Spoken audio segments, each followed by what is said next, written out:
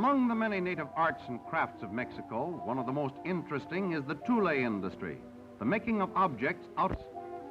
The industry is centered along the banks of the Rio Lerma and in towns and villages near Toluca. In flat-bottom boats, the artists gather the reeds near the banks of the river.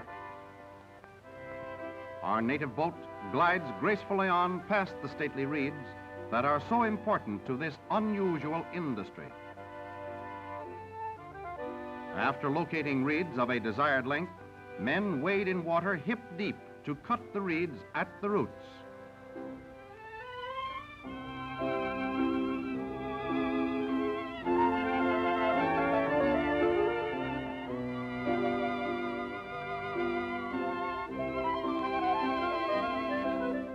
After being exposed to the heat of the sun for several days, the reeds are now ready for scraping and shaving before they are woven into figures of fantastic shapes and sizes.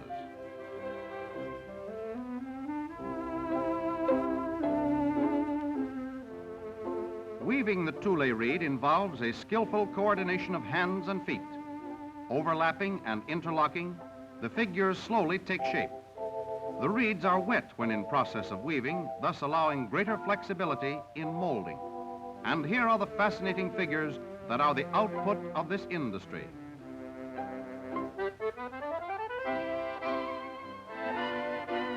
A salute to the national emblem of Mexico.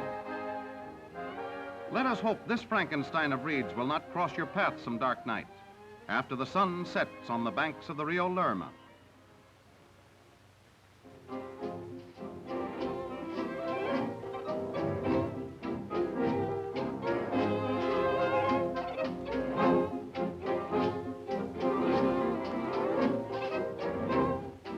The weaving of baskets also centers in the towns and villages around Toluca, where the industry depends on the stately palm for part of its material. Palm trees are cultivated to furnish the leaves used to wrap around the reeds.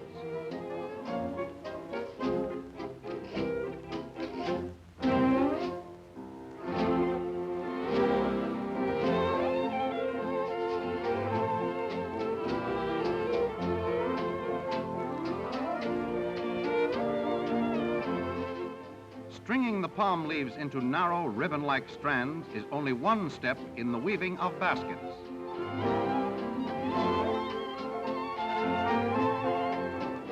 Expert workmanship and skill mold the finished product.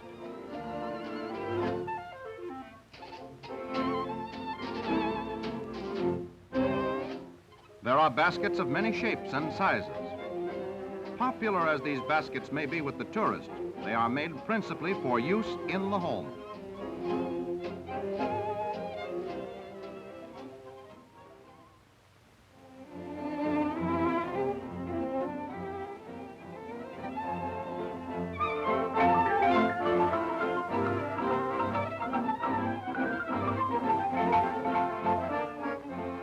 Wood carving in Old Mexico is at its finest when making molinillos, a hand-propelled chocolate mixing device.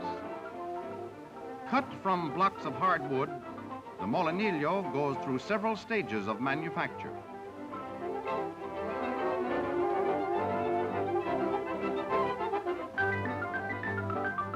All the work is done by hand, even to operating the lathe used to turn the wood.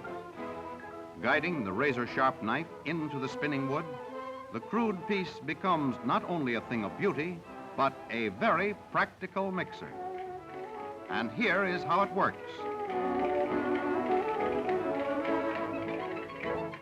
By the same skilled hands are fashioned beautifully carved powder boxes, decorated salt shakers, candle holders, and other attractive articles.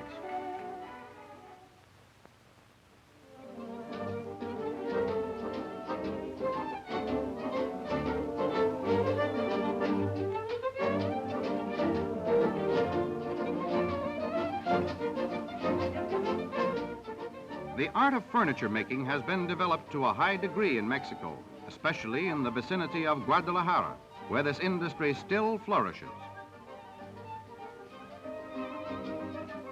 With a sharp knife, a few blocks of wood, and some strong hemp twine, these furniture craftsmen begin construction of a chair.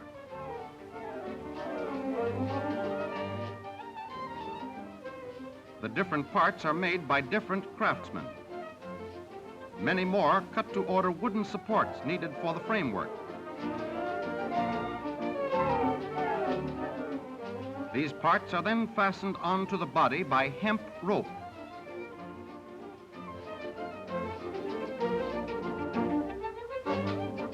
Piece by piece, this chair takes new form. The framework completed, an armrest is fitted into position before the leather is stretched, and the framework looks like this.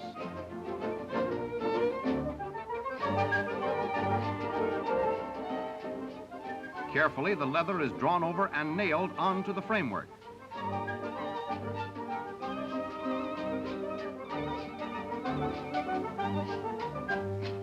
And when the chair is completely covered with leather, it looks like this. Fine pointed electric needles burn the design into the leather.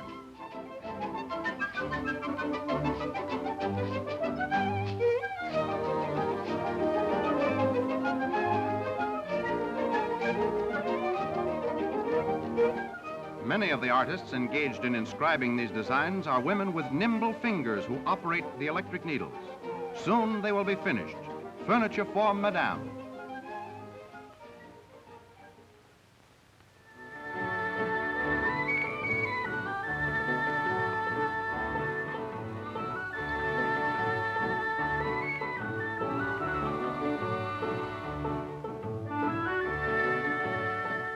One of the most important and widespread industries of Mexico is the weaving of serapes, an industry as old as Mexico itself.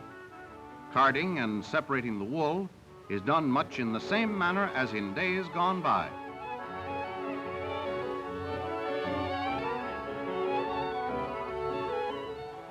So also are the spinning wheels turned as in ancient days, when hand-operated machinery of this type was used to spin thread for the needs of the entire family.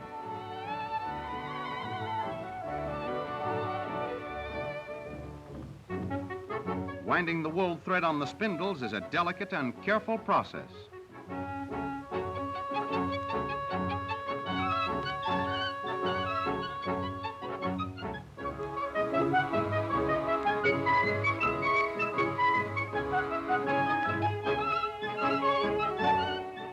The family loom in the home is often centuries old, but always in good working condition. Back and forth goes the spindle of wool thread to weave the intricate designs that are so beautiful in the finished product.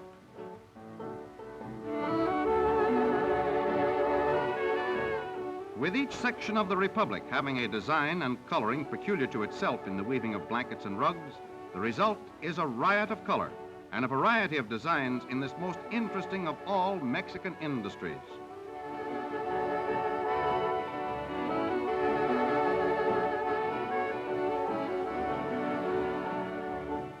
A visit to the blanket markets of Toluca is a delightful, never-to-be-forgotten experience.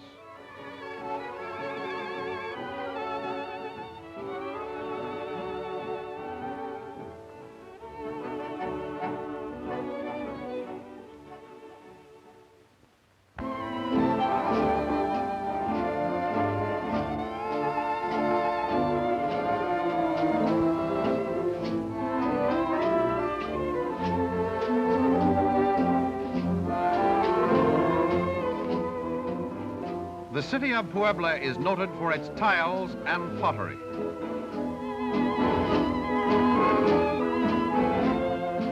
A visit to Puebla's House of Tiles will show us how this industry flourishes. Women with extraordinary ability outline the designs on clay tiles and pottery.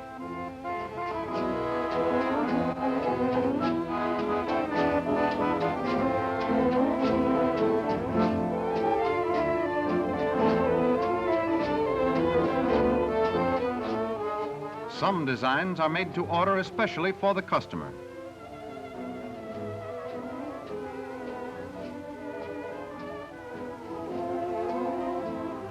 The finished tiles are well packed for shipment to all parts of the Republic, the United States, and many parts of the world.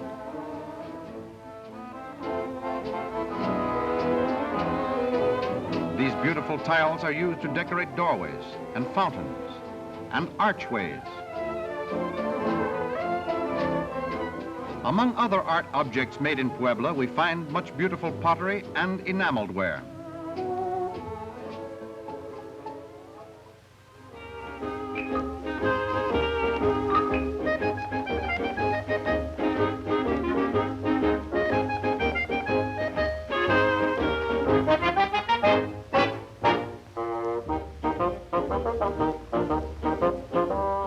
This little shop in Amosac is noted for its clay toy figures. The expertly fashioned little figures recall childhood days and toys of clay.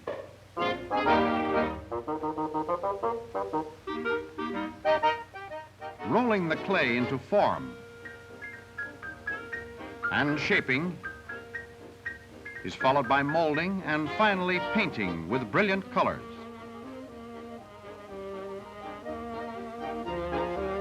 And the result, hundreds of familiar animals, birds, elephants, dogs, deer, hyenas, and even Napoleon, native figures, and the village cobbler, a clay pig for your pennies. And don't forget the monarch of the jungle. You can buy them by the handful.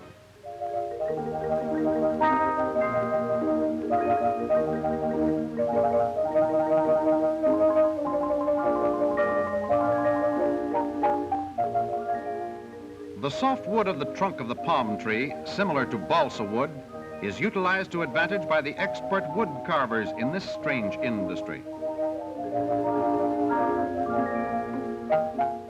The palm tree is cut down and the trunk of the tree uprooted and allowed to dry under a hot sun. Sawing a trunk to its proper size is the first step in the process. Usually, the workers cut the trunk into square blocks of wood.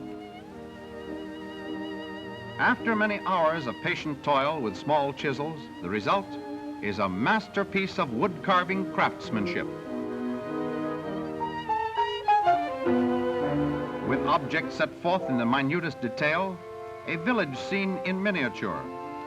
From palm tree roots to creations of fantastic beauty by the wood artist.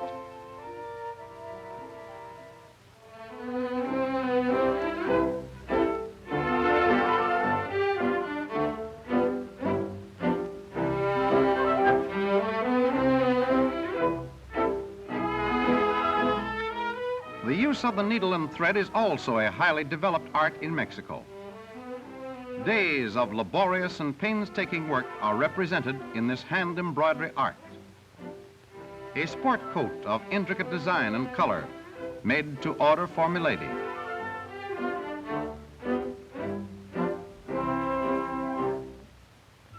The material was cut and fitted for size before the embroidery was applied.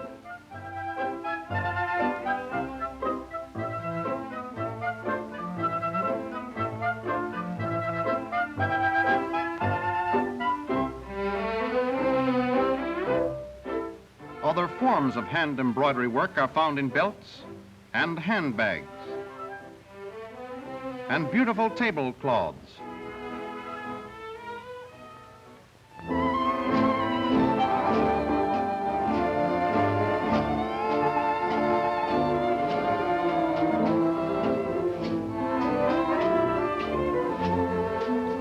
Near Guadalajara, the second largest city of Mexico, is San Pedro Laquipaqui.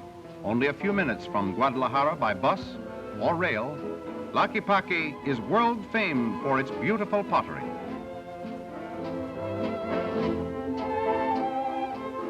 The first step in pottery making is the grinding and powdering of the soft, dry clay.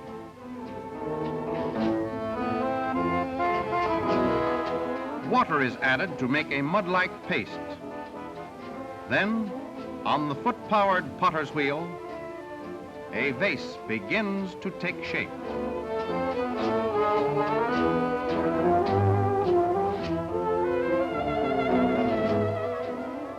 Meanwhile, Meanwhile, ashtrays for the tourists are formed from clay.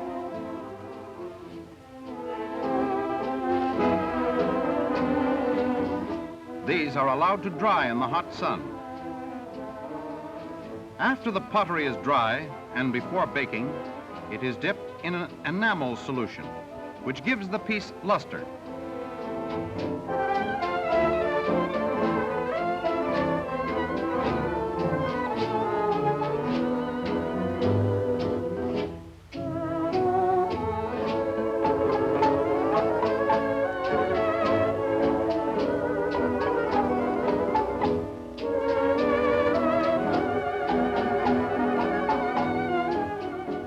After the pottery is baked, it is polished for hours.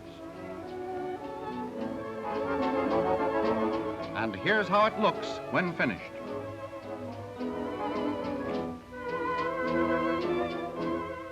The work of cutting the first design in the soft clay is most difficult. To become proficient in this art, one must start when only a boy and work for years and years before becoming expert. Vases, jars, and pottery of all sizes and shapes come from the factories of Laquipapi. These artists mold from clay the most beautiful objects of pottery in Mexico.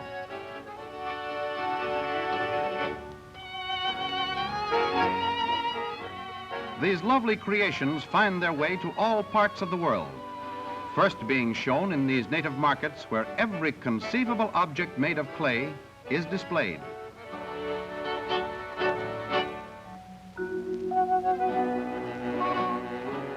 The absence of standardization has resulted in the creation of objects of much beauty and great utility.